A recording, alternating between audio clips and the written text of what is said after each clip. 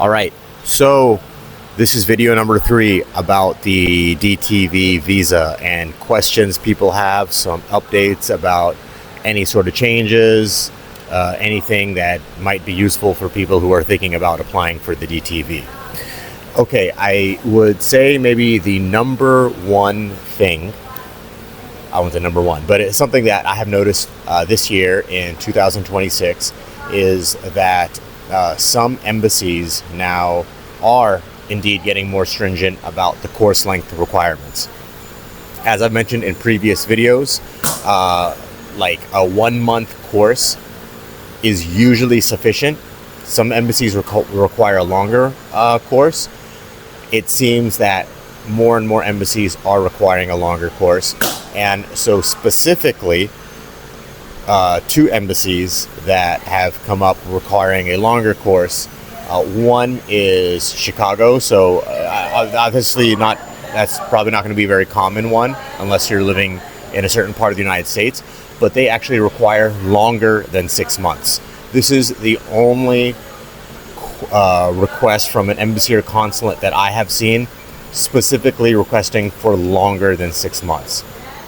Okay, so that's for those applying in the United States and applying to the consulate of Chicago.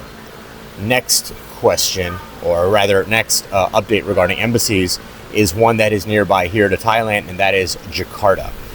So Jakarta has been a regular spot for people to go to apply for the DTV. Not as popular as some places, not as popular as Vietnam, that's for sure, but still a common spot to go to. And in Jakarta, a shorter than 6-month course was sufficient to apply and get the DTV. And now it seems like they are getting more strict with that. And in fact, there's two things in Jakarta that is changing. One is that they are now asking for proof of Muay Thai experience. That is a new one. And they aren't expecting people to be like fighters, but they want to see that you have a legitimate interest in Muay Thai and that at least maybe you have trained a few times and you want to take it one step further, and that's why you are coming to Thailand to engage in the soft power activity. So if you are applying in Jakarta, be prepared for that request to show that you have some Muay Thai experience. Now again, and this is speculation on my part, is that they're not looking for anything intensive. Some training pics, maybe even going to a show and showing pictures of you being out with your friends watching Muay Thai at a stadium. Just some kind of interest in Muay Thai, or I don't know, maybe you got a Muay Thai magazine or some equipment at home, whatever, right? They want to see some kind of evidence, right? So think about that. And now going back to the main point about length of course, so Jakarta now also is giving multiple entry tourist visas to people. Maybe not everybody, but certainly now in my experience, we have had 2 individuals that got a multiple entry tourist visa when they applied with a 1-month course. This is the first time it's happened since the DTV was introduced. I had seen this mentioned online for quite a while, at least 6 months, maybe more, about people saying, hey, they're giving out multiple entry tourist visas for people with less than a 6-month course.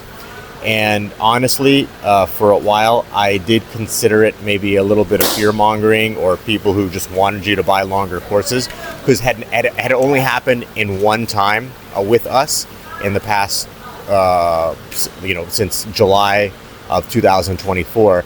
And that one incident was a Chinese person in Vietnam. And, I may have mentioned this before, but Chinese applicants often are like, they get a bit more scrutiny than other nationalities. So I always kind of put them in a separate, category. And I don't really relate their experiences with others. And I'll go on to talk about the topic of Chinese applicants next.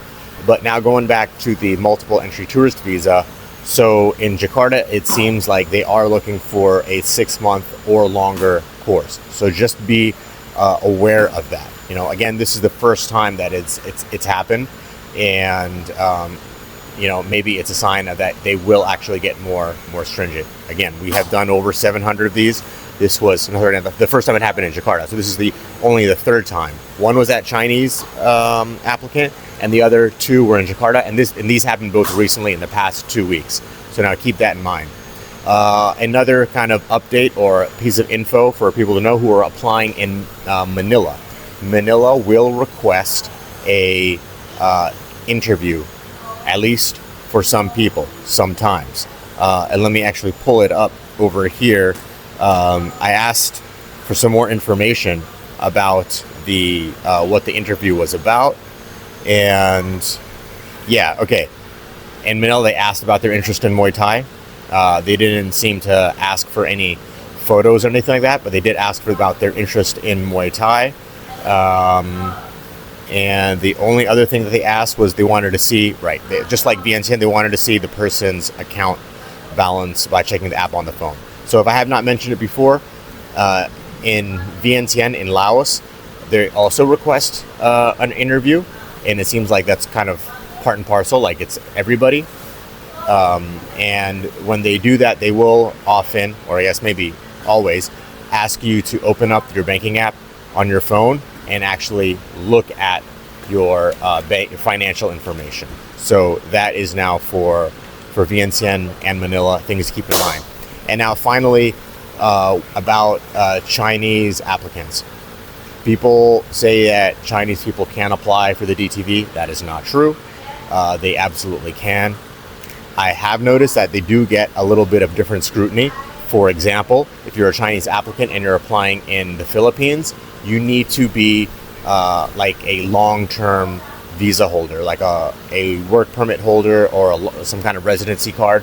You can't just be on a tourist visa like other nationalities can.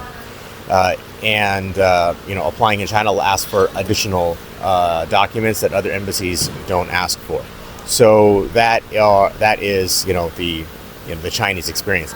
That being said, 2 weeks ago we had a Chinese national apply in Vietnam. This video is being taken on March 11th, so it was like end of February. We had a Chinese applicant apply in Vietnam and get their DTV. They used a 6-month package, and it was actually pretty straightforward. So Chinese can absolutely apply. All right, so today's a short video.